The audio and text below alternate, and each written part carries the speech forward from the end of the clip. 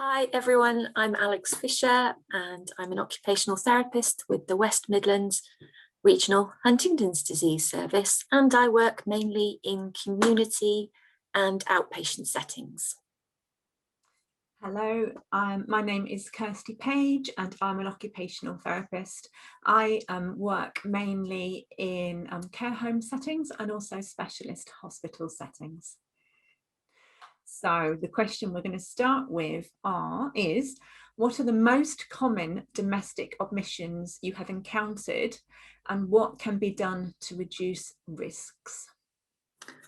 Okay, because I work in the community, Kirsten and I thought that it would be probably best if I address this, and I'm going to address it based on my clinical experience. And I suppose I also want to draw your attention to the fact that the answer to this is quite cognitively informed, in that folk with HD, even in the early stages of the illness, lose the ability or start to lose the ability to be flexible in their cognition. That means moving from one skill to another. It might mean that their priorities lie elsewhere from those individuals encountering them in everyday life. So I think it's really important to set this answer against that background. The other aspect of cognition, which again starts to affect an individual really, really early, is executive dysfunction. So that's the, if you like, the conductor of your orchestra, the chief executive of your company, the brain function that holds everything together. So lots of things will be thought of separately, and the individual with HD isn't losing those things at that point. But what's happening is the inability to organize oneself, the inability to attend to a number of things at once and think about the connections between them, that flexibility that we're talking about, the ability to think about judgment of risk, the ability to prioritize, the ability to forward think. So when you reflect on all of those skills, you can probably see where I'm headed. And when I am lucky enough to encounter individuals with Huntington's disease in the early stages, because unfortunately what seems to happen is that people are referred to us usually in the early to mid stages, people might have started to lose these skills at that point. And that's where you get these glaring omissions, if you like. Number one for me, right early on, is the ability to organize oneself. So that is things like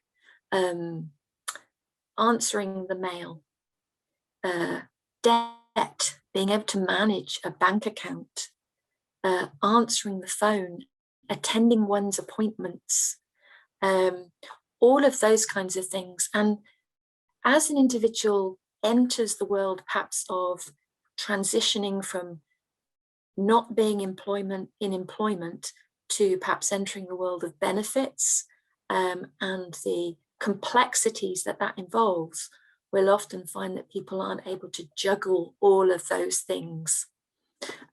So that's one of the glaring omissions, and that then has huge ramifications for how people manage in the community, because I'm thinking about a gentleman who has prioritized by purchasing himself a massive television screen, but actually has no food in the house, or is unable to maintain his property.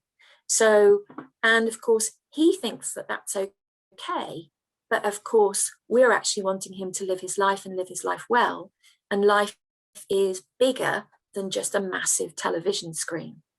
So what we've got to start to think about there is that if that individual understands that, we can work with them around setting goals to address some of them, which might mean with all of their executive function. So setting structure and routine, calendar appointments, reminders, does this person need a PA? Those kinds of things. But actually, the other thing that we need to think about here is that person might appear really cognitively intact, but actually what might be happening is that all the glue that's holding all of those separate bits together, all of those skills that still exist, is kind of falling through the gaps.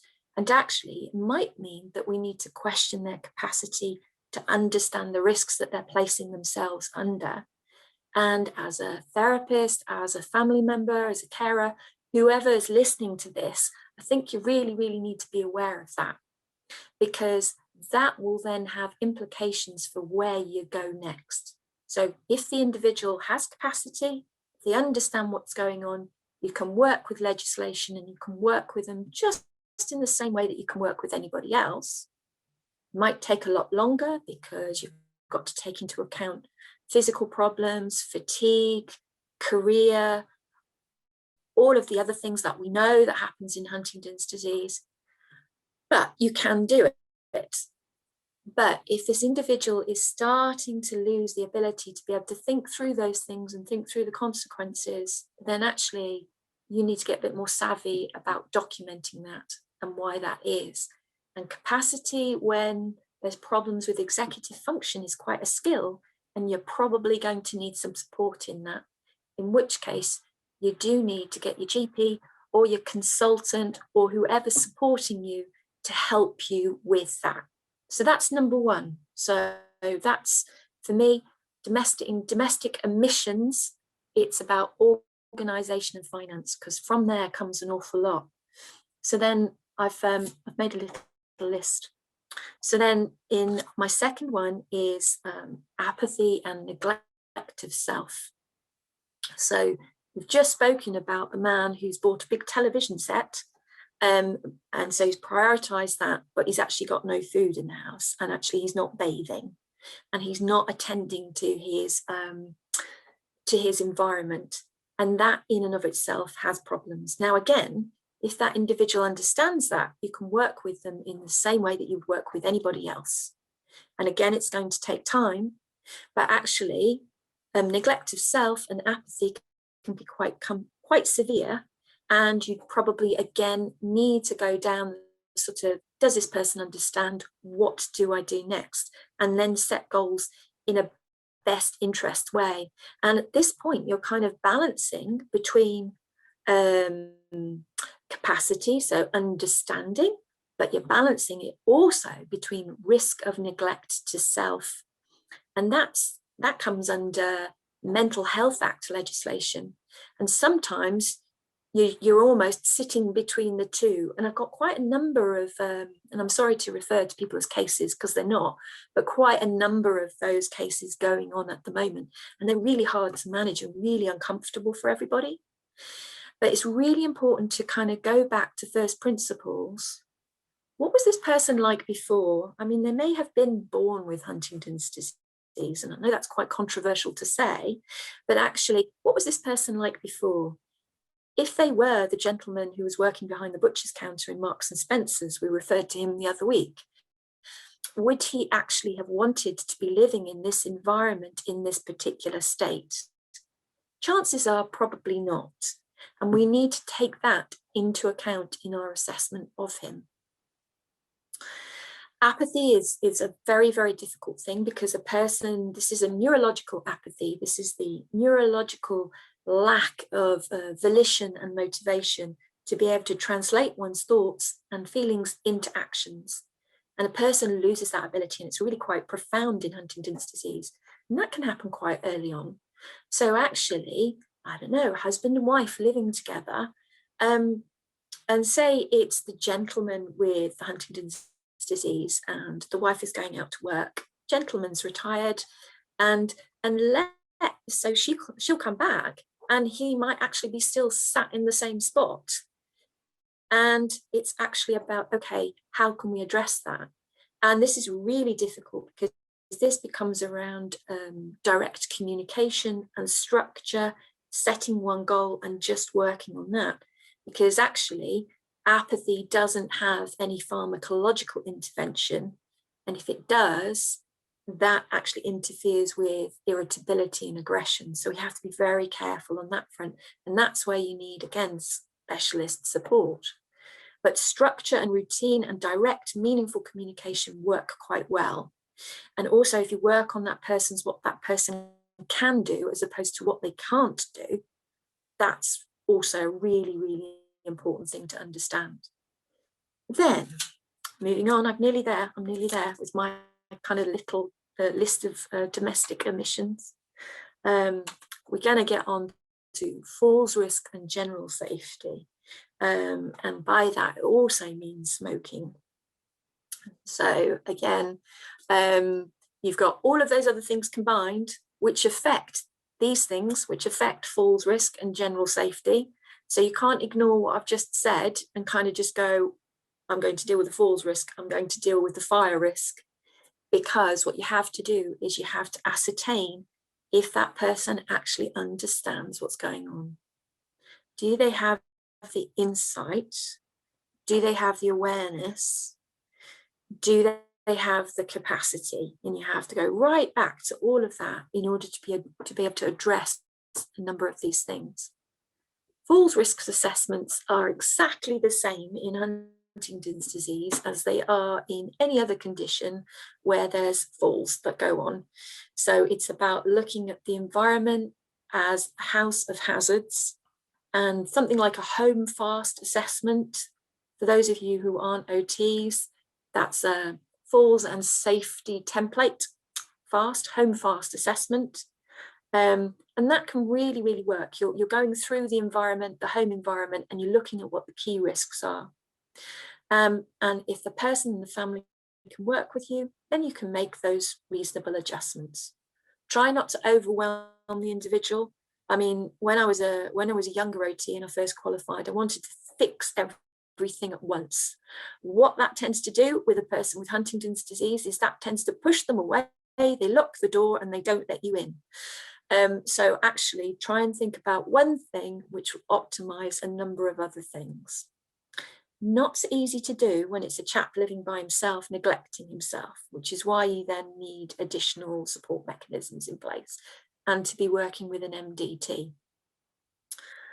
And again, the same is true of smoking, for example. So if the predominant risk there is that actually this individual is going to set fire to themselves, then actually it's okay. It's about, okay, what can we do? First principles. Can we get our wonderful colleagues in the fire service involved? What can we get from them free of charge? Everyone likes something that's free of charge. It's all of those kinds of things. I think the other week, somebody said to me, how, as an OT, do you get in the door? And I was just like, oh, how do you get somebody to see an OT? And I was just like, well, actually, I don't care if they think I'm an OT or not. It's actually usually what they can get from me. And actually, if I've managed to get them their PIP because I've done a good functional assessment, chances are they're going to engage with me a heck of a lot more than if I'm just telling them what to do and overwhelming them. So, has that answered the question? I hope it has. That's my list. Yes, you're going back to the question. It was about omissions encountered and how risks can be reduced. I guess I'm just going to briefly say here, because I've got some examples, but I just want to touch on the fact that when someone ends up in a care home or a specialist hospital environment, and that might be because of someone being sectioned under the Mental Health Act because of neglect, for example, or hazards. When it comes to domestic tasks, that's probably the thing that has led to the person, coming in the first place. So skills have quite often broken down. But certainly as an occupational therapist, we still want to help people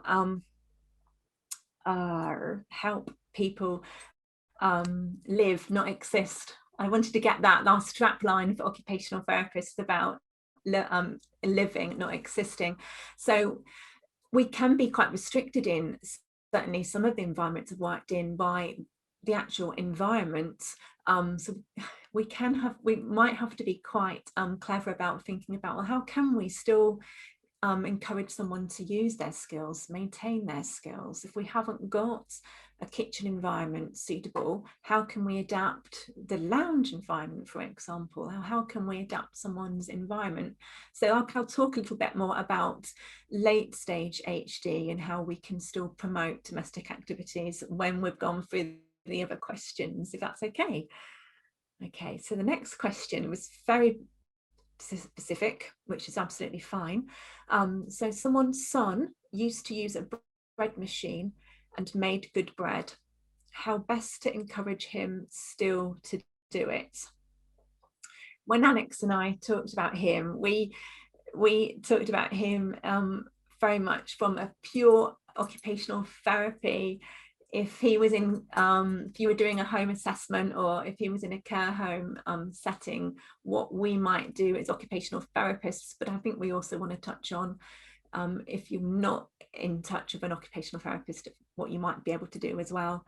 But we went back to our basics, didn't we, Alex? We went back down to our core skills and doing activity analysis and observing the person, the son, doing activity and what might be going wrong.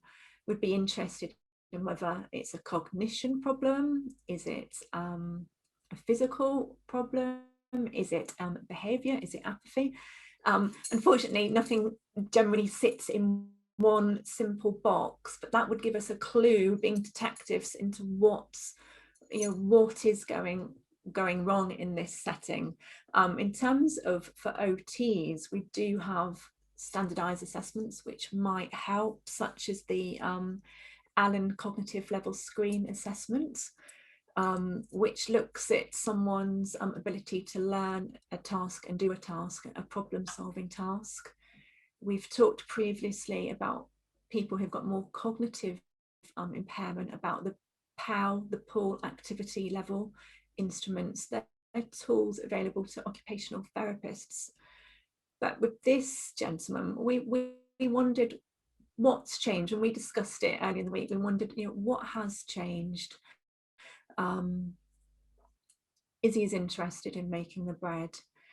Is he struggling to eat the bread once he's made it? Or is it the planning, the organisation? Does it get to the end of the day and he's forgotten to put the bread machine on, so I'll wait till tomorrow now?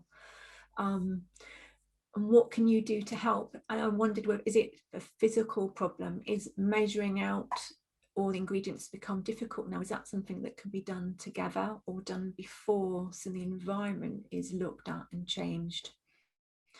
It's very difficult when you're not seeing the person. Anything else to add, Alex, in terms of the encouraging? And I guess about how you speak. Sorry, I'm interrupting you. No, it's you've fine. You've talked about structure and you've talked about routines, haven't you? And you've talked about verbally engaging and using visual prompts as well. Yeah, I mean, you've just mentioned the pool activity level screen. It is actually a tool that is designed for carers, whether that be formal carers, paid carers, or of course the majority of folk out there, informal unpaid carers, loved ones, companions, whatever you determine yourself to be. So this is obviously maybe mum or dad looking at their son and thinking, gosh, this is a skill that he used to really, really love and really, really enjoy. Now, I would suggest, if you want a structured way of looking at this, that actually you can get yourself a second-hand copy of PALS, whether it be through, and I'm sorry to advertise Amazon or something else like that, but and you can photocopy it and you can have a little read. And as we've said, if this young man is early or mid-stage, doesn't matter whether he's a juvenile or whether he's a little bit older, you can still use the same tool to actually observe what might be going on and then have a little play and see whether you can alter the activity to assist him in doing what he loves. But I think the really important thing here is to say is also, regardless of whether he's got HD or not, people do change. and they change outside of their Huntington's disease. And actually, it might be that actually it's a skill that he doesn't want to maintain. So actually, it's really important that he does maintain skills, but maybe it can be adjusted. Maybe it doesn't have to be about bread anymore, or maybe it can be about assistance with bread, or maybe it's something else. And it's really, really important to, Kirsty talks about activity analysis. Some of my students that come through now, I don't know if they actually teach activity analysis anymore, Kirst. I know it's a bit scary because I have had a few say to me, what's activity analysis? But basically what we're talking about is, say you were making a brew. It's actually, if you were going to drill down, you'd kind of go, what things do I need to undertake this activity? Well, I need water, I need a kettle. Depending on what culture I come from, maybe it's a saucepan, maybe it's a different kind of tea, and you set it up and you literally observe the individual, and you observe the environment, and you observe the skill, and you observe the time, and you see where the strengths and the deficits of that individual are occurring. And that's when you break it right down and you can understand what's going on. And again, coming back to first principles, with domestic skills in Huntington's disease, that's where you need to go, right there. We can help you understand Huntington's disease and the way that it influences function. But if you're a therapist or if you're a loved one, go right back to those principles and have a look. But do also take into account that people change outside of their illness as well, as to their interests. Thank you. The final question we had, how to stop the person doing certain chores they no longer do, but cannot that they can no longer do, and they cannot recognize they are struggling, and therefore there are safety hazards. So someone's trying to do a chore which has now become more difficult and a safety hazard. Again, we're going to talk about this in a moment, but we need to think about what's going on for this individual right there. Okay.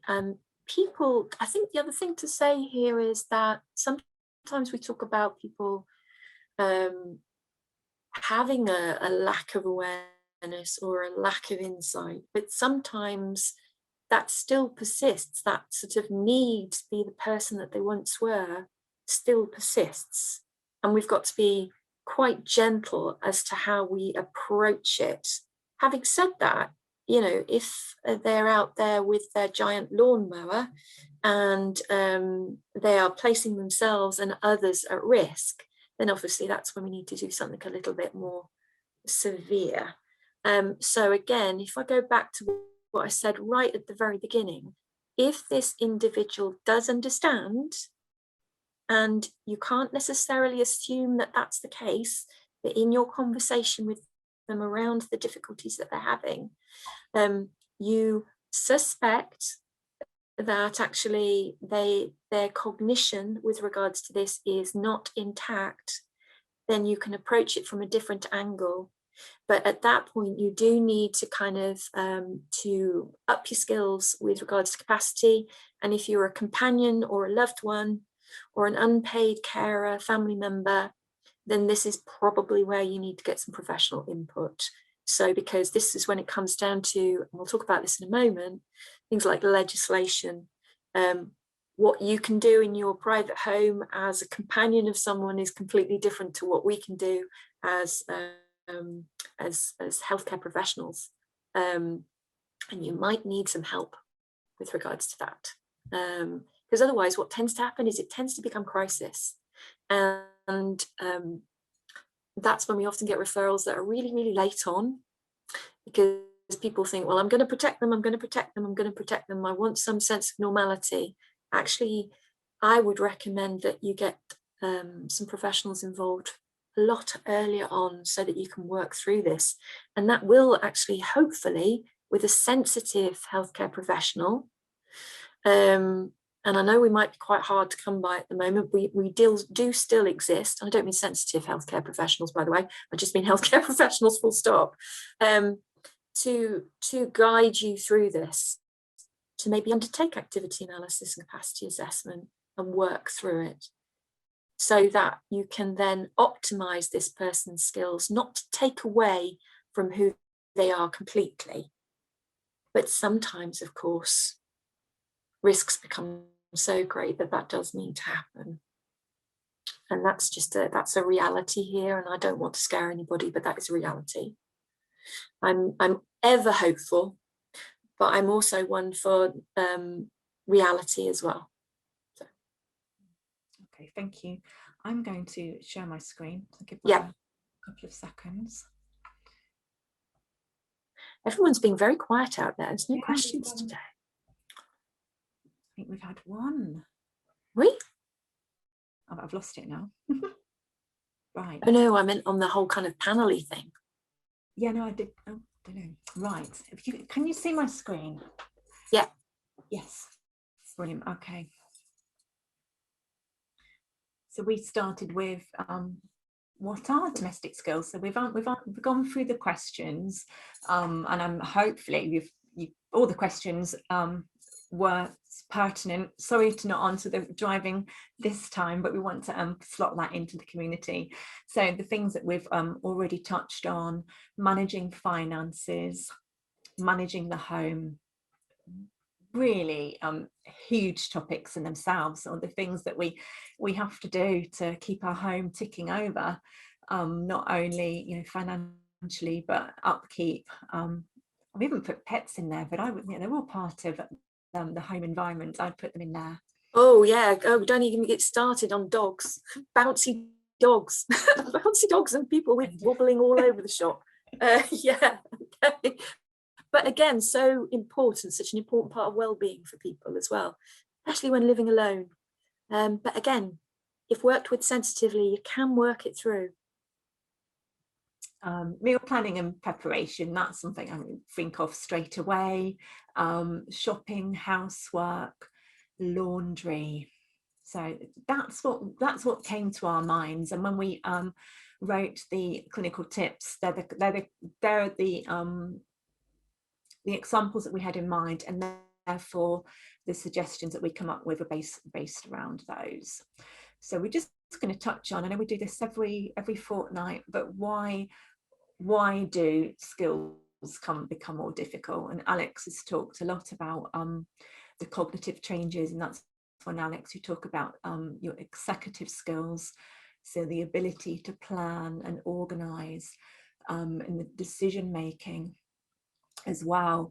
And when you hear Alex speak, they're the skills that often they're the areas that are becoming more difficult with HD. Maybe before we've truly realized the effects of HD, things are starting to become a bit more unorganized for a person, but you'll be seeing those cognitive changes before the physical changes.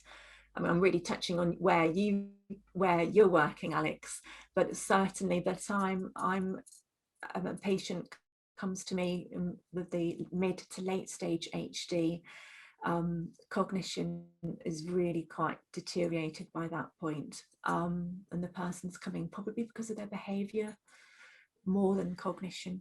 Yeah, again, all kind of interconnected.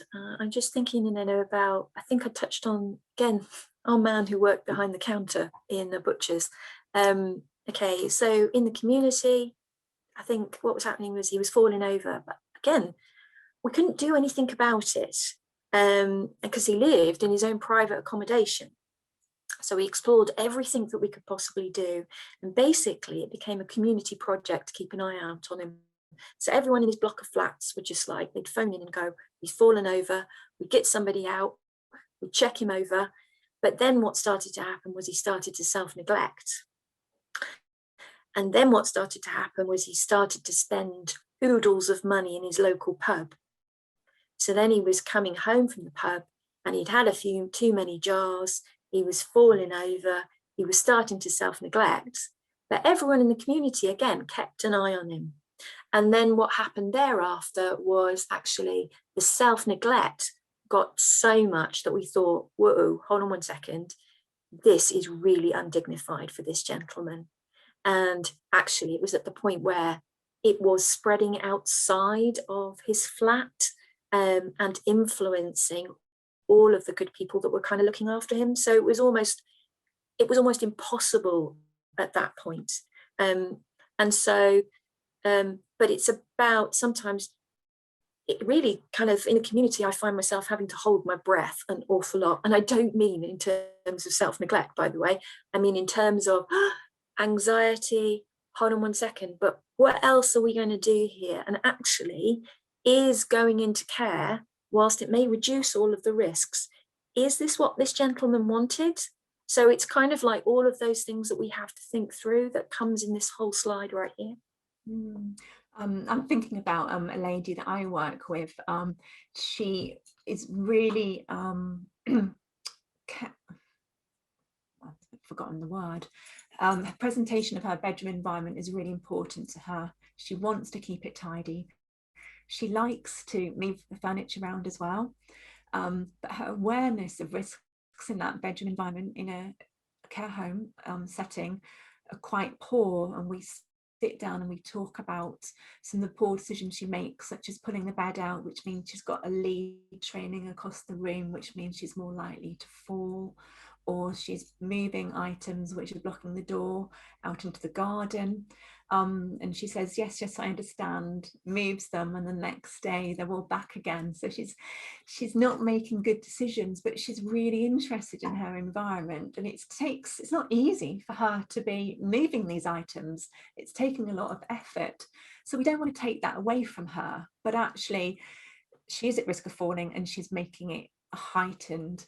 So what we've realized to do is she doesn't really want our help.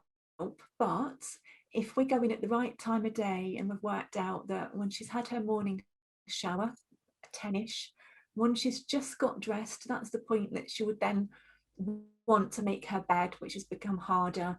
So that's where we go in with sheets and, oh, we're here, can I help? And we're just there in the background, and that way we're not taking the skills away from her, but we're just trying to maintain them and keep her safe. So it's just recognizing what's become more difficult and finding a way in. So we're not taking that skill away from her, but we're keeping her safe in that environment, which leads us nicely onto the importance of maintaining skills. And I think you've touched earlier, haven't you, Alex, about is that skill still of interest to someone or not?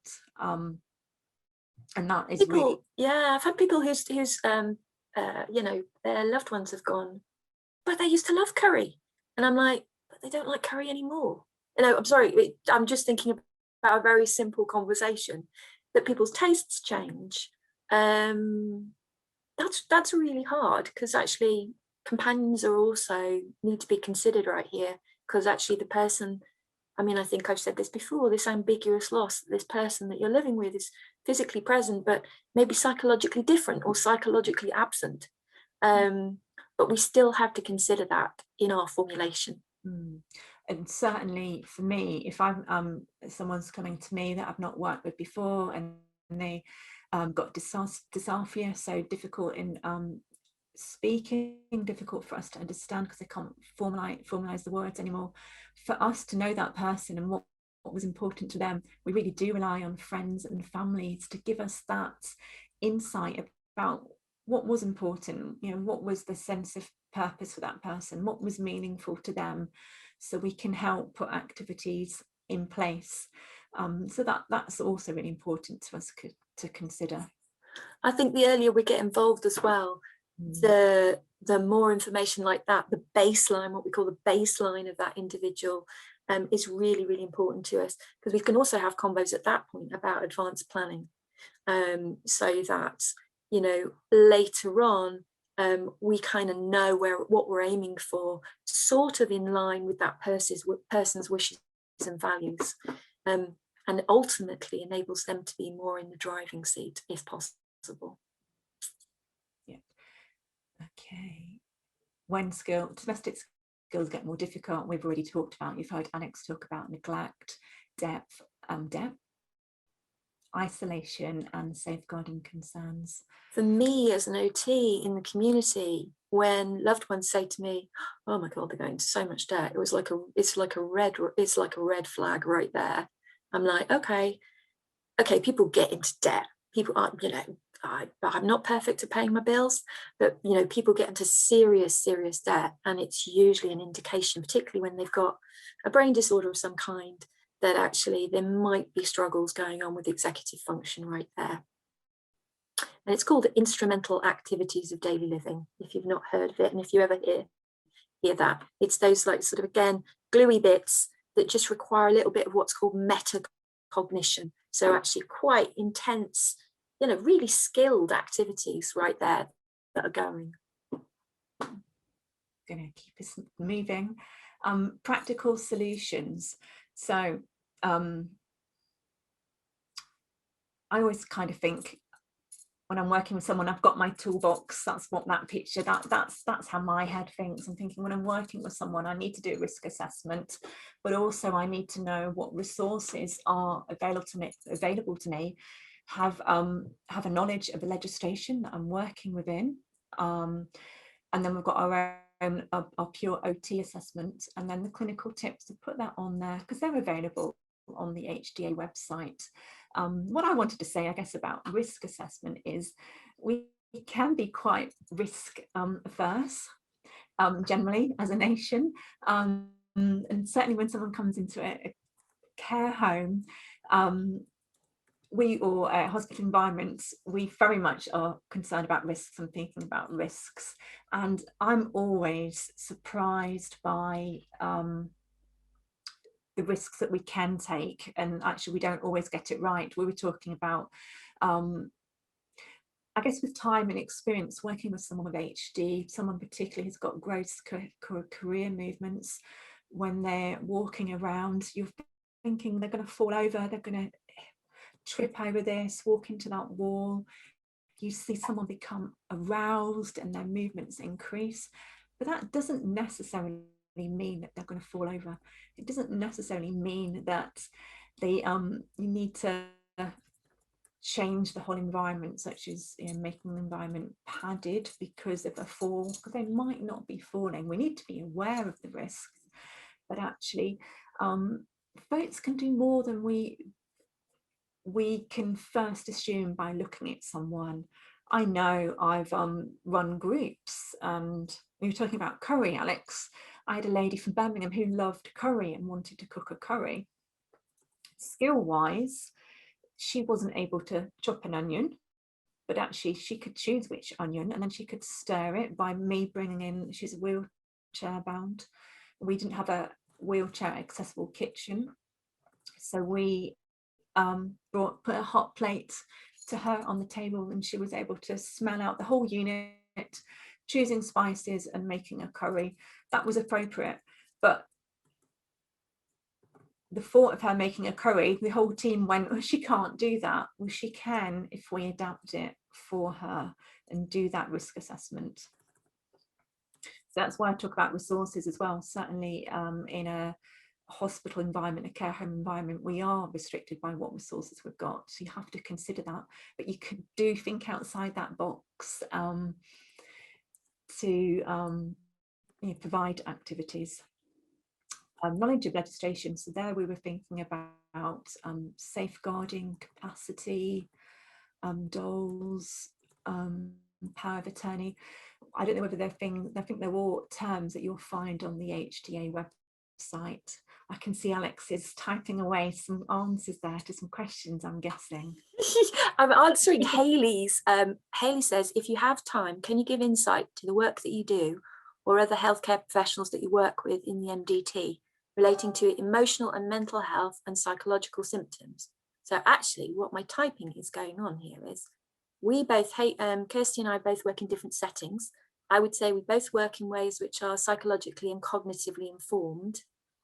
All of the teams are differently commissioned up and down the country. So Hayley, there's not one thing, unfortunately, for Huntington's disease. So some areas, some of the folks listening on this, I know, work in specifically commissioned Huntington's disease services, in community teams, which is brilliant. I work in a regional service, so we cover the entire West Midlands. So we're reliant on engaging with local services. And then some of our colleagues on here are HD nurses, for example. So it's, but I suppose what I would say is that all of the teams that we're differently commissioned, so it has to be about interdisciplinary work, as opposed to this bit falls to the psychologist, this bit falls to the OT, this bit falls to the physiotherapist, because of that patchiness of commissioning, really. Kirsty might be very lucky to be in a service that's actually got, you know, clinical psychology, which is terrific. Yeah. But everyone has to work in an interdisciplinary fashion to take into account all of these deficits that we've been talking about. Yeah, okay. Well, I'll finish sending this and you can continue talking, Kirst. As I say, I agree, Alex. I'm very lucky that I've work with a full MDT team and have done. That's been my working experience. So I've had a consultant psychology, I've had psychiatrists, medics on the team, as well as mental health trained nurses, speech and language therapists, physiotherapists, and my background is working with individuals who perhaps come to that facility quite often because of mental health problems as well, because of psychosis. So yeah, that the parity in the community about accessing mental health support for people with Huntington's disease it's a toughie. It's a real toughie. I sent something to the National Institute for Health Research this week on this very thing, about there needs to be that parity of support, because it's almost as though, it's physical illness, therefore there's no, mental health disorder, therefore, well, that's a load of hooey right there, because, the ICD code is about organic personality change in Huntington's disease. It's right there. And if we can work together, then we can work for the benefit of our patients. But we go off our subject. Okay. We're running out of time. So practical solutions. So the solutions we're going to go through now, have that in mind, have your risk assessment, your resources, and resources is absolutely your team as well, and your knowledge of legislation. And then these now slides are all from the OT clinical tips. We can go for these. So this is the shopping one. It's really about, again, thinking about executive function and planning and breaking up into smaller chunks. Yeah. I was thinking about a lady that I used to shop with. She didn't have a capacity to manage her money. There we go, finances again. Yeah.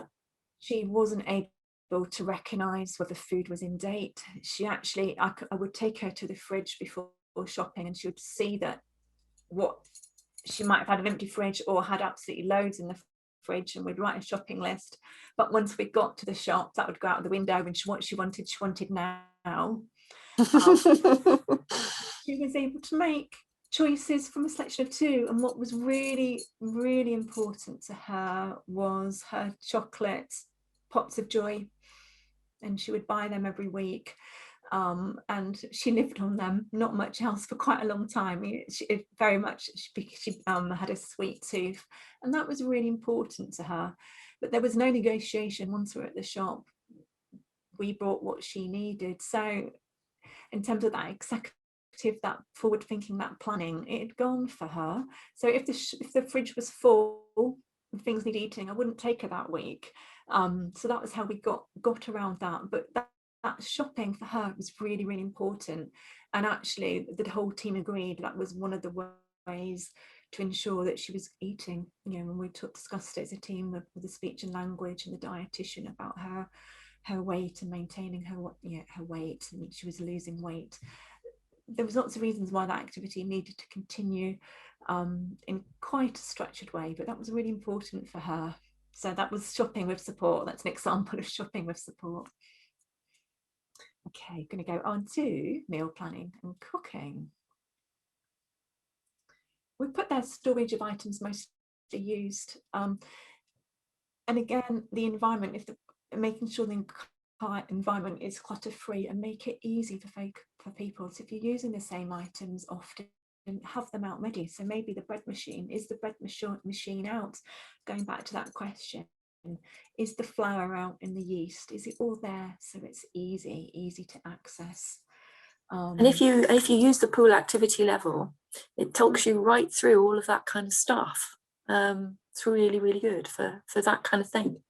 And what it might show is that actually the person, the son, isn't actually making it himself now, but it's still a really useful activity to do, and it gives examples of how much support is needed. Equipment, so OTs, equipment specialists, quite basic things to put on here for meal cooking, such as the dice and the non-slip mats, tap turners to make the turning your tap on in quite easier, kettle tippers, something really simple like a timer. If you put something on the on to cook, use a timer. I use mine. I get told off by the kids if I don't put my timers on the oven and things are burnt. So yeah, use timers, really simple things. It might be put on there about signs, you know, turn off, check the gas is off once you've finished cooking. Prompts to remind you. Yeah, I think you know, one of the things that people actually don't realise with folk with Huntington's disease is that they do lose the ability to track everything within a certain space. So you know, again, if it's right in front of you, it can't be missed. If it's within a certain space, it can't be missed. But if it's out of sight, it is literally out of mind. Oh, we've been told 12 minutes to go.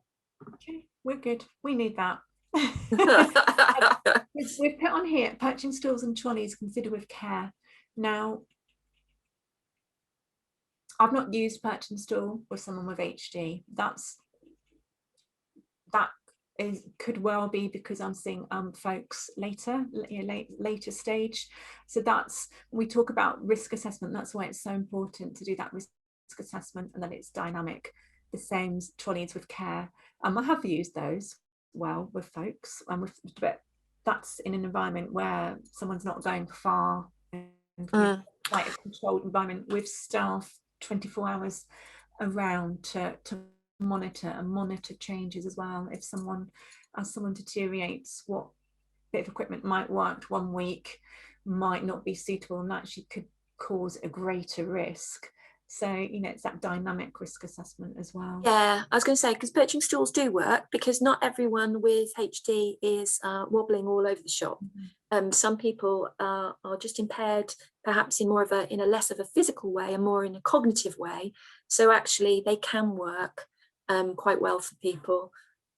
Trolleys, again, consider with care. If they have a dead man's handle, so they're not running away with people, then that's terrific.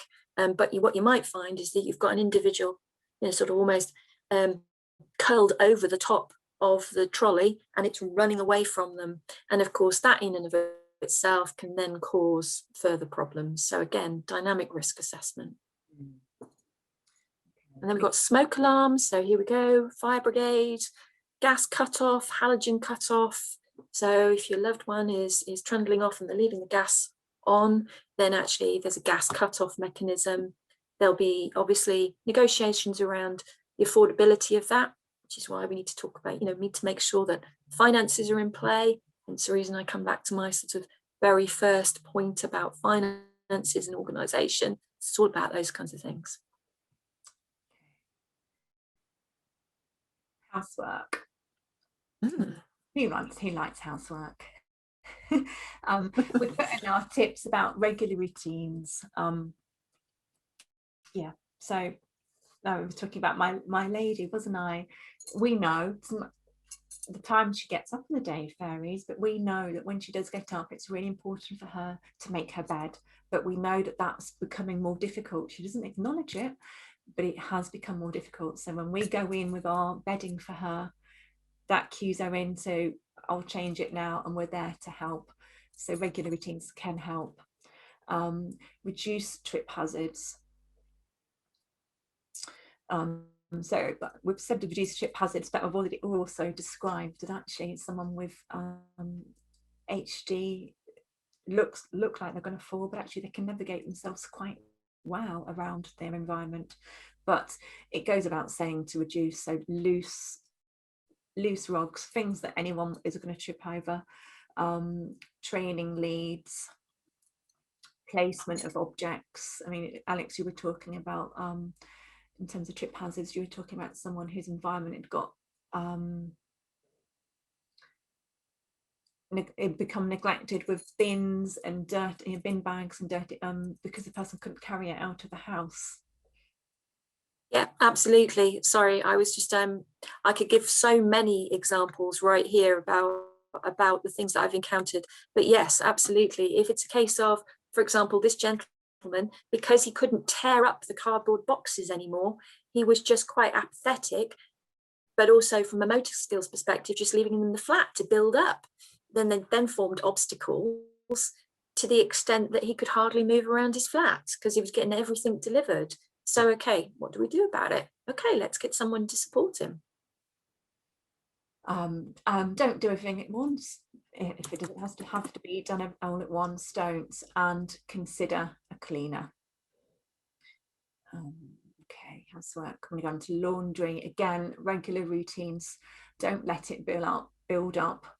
Amount of laundry will increase. It doesn't mean it's going to be done, but the reason we put the amount of laundry will increase is food being dropped, for example. Washing tablets versus powder. I worked with a lady who had mid-stage HD, wanted to carry on doing her washing, but her career movements at the time were quite severe, and actually washing tablets was so much easier, and the same the ones which had the conditioner as well, because just holding the bottle of conditioner, opening the bottle lid, pouring it into the lid and then pouring it into the machine wasn't easy for her, but she really wanted to carry on doing that skill. She would then, once the laundry was on, forget it was in, so she needed an external cue to go back to it, but that was important to her. And consider the size of your washing machine. If you're starting again, buying new, needing to buy new, get something bigger because you are going to be using it more. So really thinking about at home more so with this tip for laundry. Managing finances. I can see you're typing, Alex. Oh yes, no, I was typing away, and I guess we've spoken about this. And don't forget, everyone, that this webinar is going to be on the HDA website. So if we are running towards the end of our time, which I think we are rather rapidly, 5 minutes, Ruth is telling us, then again, these are within our clinical tips on the HDA website, but they'll also, this will also be on there for viewing. But I was chatting to somebody who just actually posed the fact that her functional assessment started the process towards a lady going into supported accommodation, and how that made her feel as a professional. And that's a really important thing, I think, right there, to acknowledge that actually you might unearth quite a lot of problems with a person's function. But ultimately, what you're trying to do here is you are trying to balance risk with optimizing function. And sometimes it almost becomes impossible for that person to live in the community safely. And our duty of care is actually at the very end of the day to prevent harm to that individual.